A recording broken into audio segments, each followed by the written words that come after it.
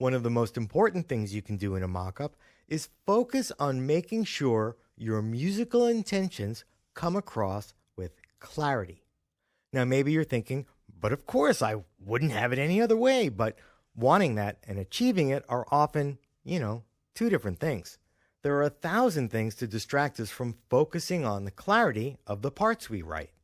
For example, you might play in a string part with a sound that's not 100% right, like maybe it's got a mushy attack. But right now you're composing, not finessing. And, fair enough.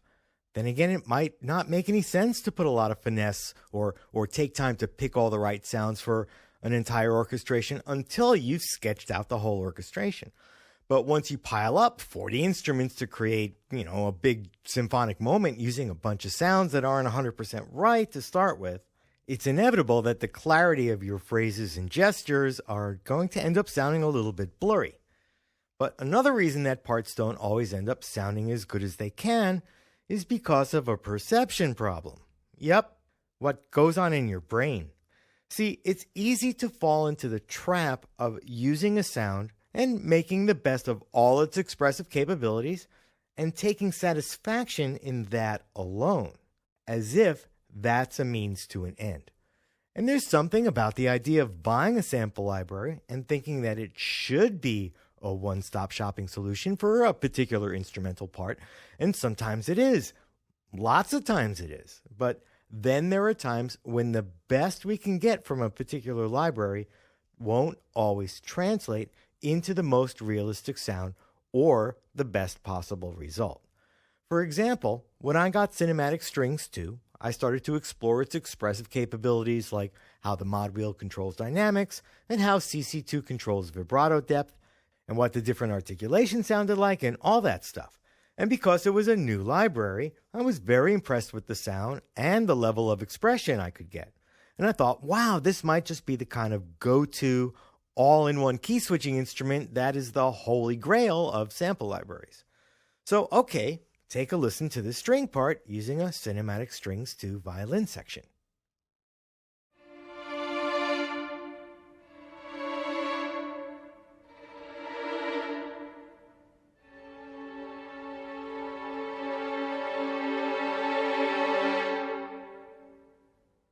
Here, I'm using all the expressive capabilities of this sound. I'm adjusting the dynamics with the mod wheel. I'm adjusting the vibrato depth using CC2. I'm doing articulation switching from arco to tremolo and back again. And the part sounds pretty okay. There are nice little accents on the ends of phrases, which I was able to create just by riding the mod wheel.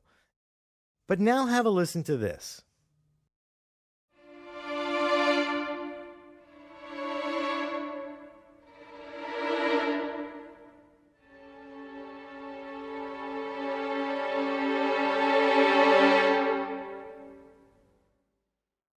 All of a sudden, the part became a lot more dynamic.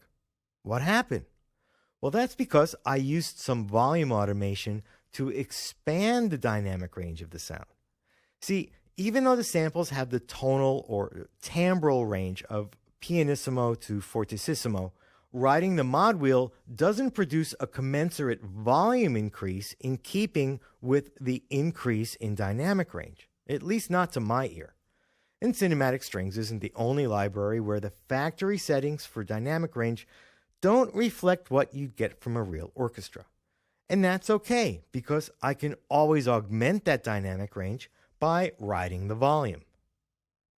Okay, so now that you've got an earful of my yammering, listen to it again, and right afterwards I'm going to play another version of it.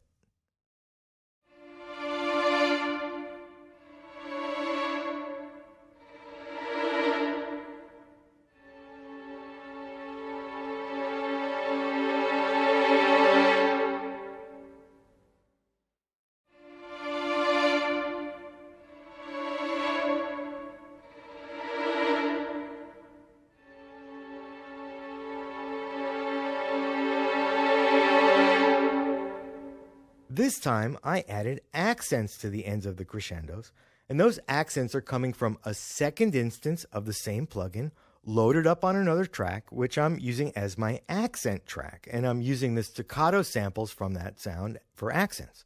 This is a form of mosaicing, but what it really is a form of sweetening.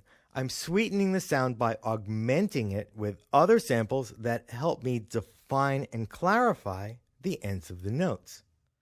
Now listen to this.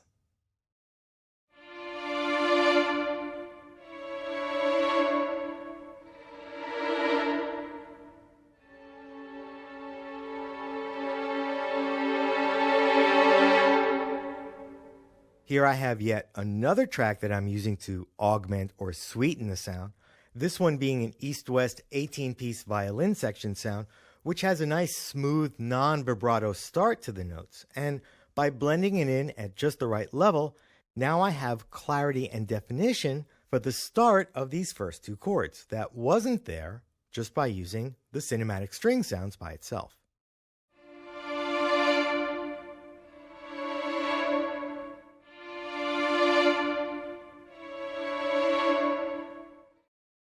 So now let's compare this sweetened version with the original version.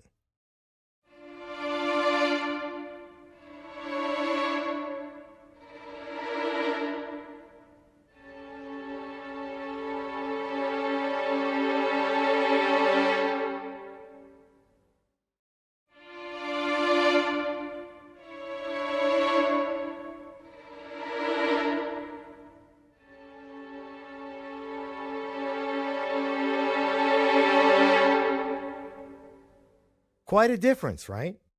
And this is what I'm talking about in terms of clarity and definition.